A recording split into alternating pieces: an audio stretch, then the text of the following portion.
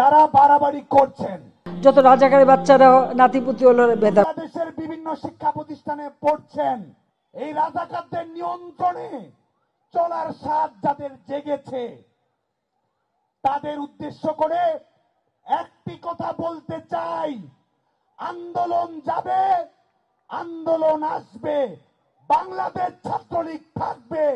তুইও সমান, আমিও সমান, আসো খেলবো, খেলা হবে, খেলা হবে, সবকিছুই মনে রাখা হবে, সবকিছুর জবাব দেওয়া হবে।